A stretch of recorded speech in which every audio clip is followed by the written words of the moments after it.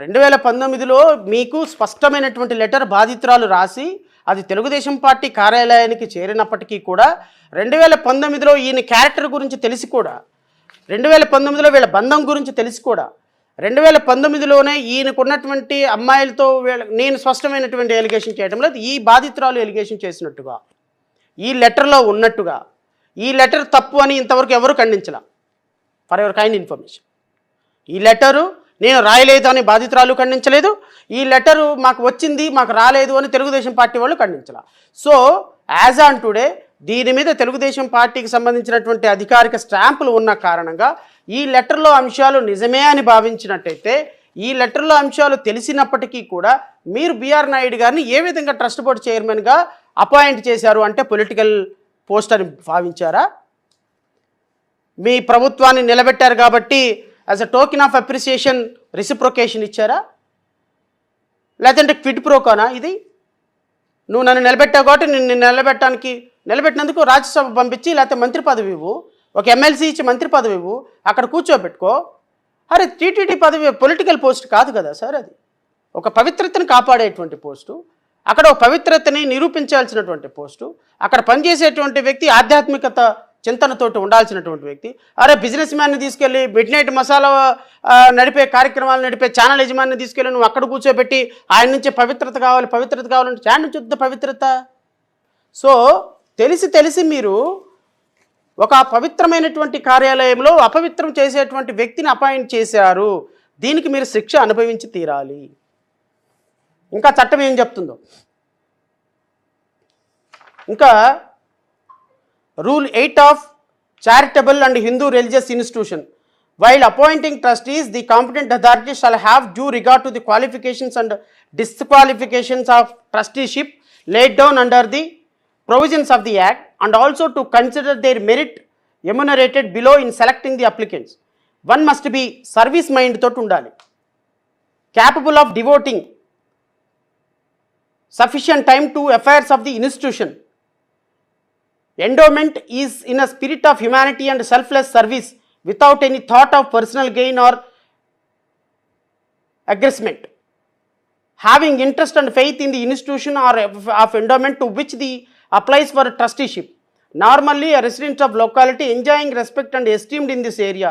The appointment of trustee shall be made on rotational basis, shall not be made with a personal having interrelationship. ఏది intern రిలేషన్షిప్తో ఉన్నాడు and లాస్ట్ది కూడా చదివి వినిపిస్తా.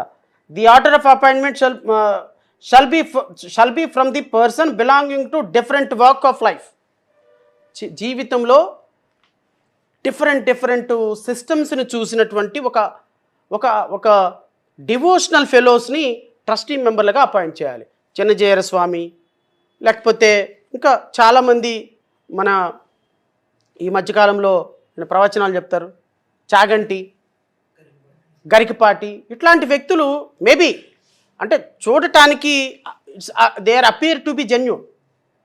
Business mind ఇంకొక mind ఉన్నవాళ్ళు కాదు. ఇప్పుడు చాగంటి గారు ఉన్నారు, వారు ఎవరైనా పిలిచి ఏదైనా చెప్పమంటే దారి ఖర్చులకు కూడా డబ్బులు తీసుకోకుండా సొంత డబ్బులతో చేస్తారు. ఆయనకి బిజినెస్ చేయాలని ఇంకోటి చేయాలని వారికి ఏం లేదు. ఎందుకంటే కంప్లీట్గా ఈవెన్ గవర్నమెంట్ కూడా అతన్ని ఒక స్టేట్ గవర్నమెంట్ డిగ్నిటరీగా అపాయింట్ చేస్తే even is not receiving any salary and he just refuse to whatever the immunities provided by the government. So that kind of motive spirit ఉన్న వాళ్ళని, డివోషనల్ థాట్స్ ఉన్న వాళ్ళని మీరు చైర్మన్ చేస్తే అక్కడ పవిత్రతను కాపాడటానికి పనికొస్తుంది. అరే నోజోన్ ఆయిల్ ఆయన ఎట్ట వాడాలి, ఆ జుట్టు ఎట్లా పెరగాలి, మిడ్ నైట్ మసాలాలో ఎవరు అడ్వర్టైజ్మెంట్లకి ఎంత డబ్బులు ఇస్తున్నారు, ఇంకా మసాలా పెంచితే అడ్వర్టైజ్మెంట్లకి 10 లక్షలు ఇచ్చేవాడు అడ్వర్టైజ్మెంట్ 20 లక్షలు ఇవ్వాలి, ఎట్లా ఇవ్వాలి? ఇంకా మసాలా పెంచితే ఎక్కువ వ్యూవర్షిప్ పెంచితే TRP ratings mid night masala కార్యక్రమానికి పెంచితే వచ్చేవాడు 10 లక్షలు ఎక్కువ ఇస్తాడు. సో బిజినెస్ మ్యాన్గా మైండ్ అంతా ఆ విధంగానే ఆలోచిస్తుందండి. ఆయన తప్పు కాదు, అది నాయుడు గారు తప్పు కాదు.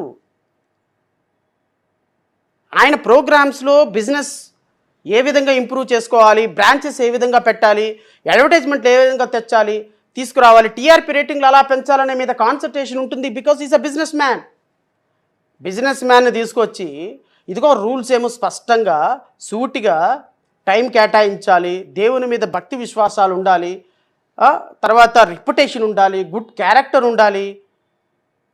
అండ్ ఇంకొకటి ఇంకా చట్టం ఏం చెప్తుంది అంటే, ఏ మాత్రమైనా ఆల్కహాల్ తాగే వ్యక్తిని కాదు, చూసే వ్యక్తిని కూడా ఈ ట్రస్టీ మెంబర్లోకి ఏర్పాటు చేయకూడదు.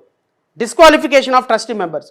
ఏ person shall be disqualified for being appointed as for being a trustee of any charitable institution if he is undischarged insolvent, if he is sound of mind, and if he is declared by the competent court of law so and so, if he is interested in either directly or indirectly to substantiating lease of any property and so and so, and if he is addicted to intoxication, liquor or drugs.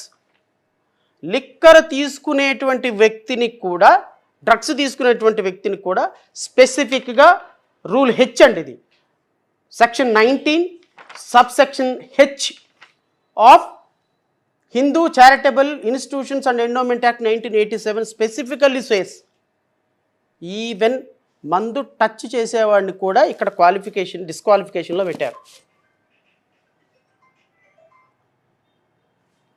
మరి ఇంత పవిత్రమైనటువంటి చట్టం, ఇంత పవిత్రతను కాపాడటానికి చట్టాలు తయారు చేసుకున్న మీ గవర్నమెంటే, మీ ప్రభుత్వాలే ఇతని మీద ఇన్ని ఎలిగేషన్స్ ఉన్నప్పటికీ కూడా ఆ మహిళ, ఎవరైతే బాధిత మహిళ, ఇంత స్పష్టమైనటువంటి ఆధారాలతోటి తను జరిగినటువంటి అన్యాయాన్ని, 32 సంవత్సరాల నుంచి తను బిఆర్ నాయుడు యొక్క చేతిలో జరుగుతున్నటువంటి అన్యాయాన్ని స్పష్టంగా సూటిగా ఈరోజు లెటర్ రూపంలో మీ ముందుకు పెడితే, అలాంటి వ్యక్తి అడ్డంగా కిచెన్లో ఆమెని కౌగిలించుకొని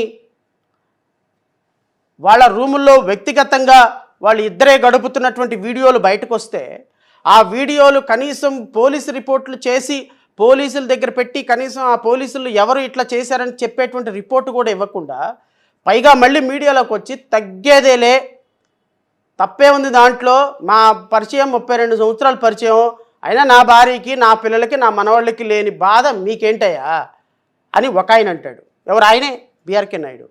అయినా తిరుమలలో జరగలేదు కదా, మీకేంటి బాధ, అంత బాధపడుతున్నారని టీవీ5 మూర్తి అంటాడు.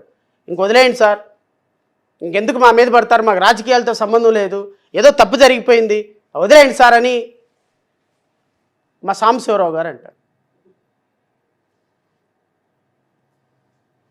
తప్పు జరిగిపోయింది, పోనీ ఆయన ఇంకా క్షమాపణ అడిగారు, తప్పు జరిగిపోయిందని. క్షమించడానికి నేనెవరు, మీరెవరండి?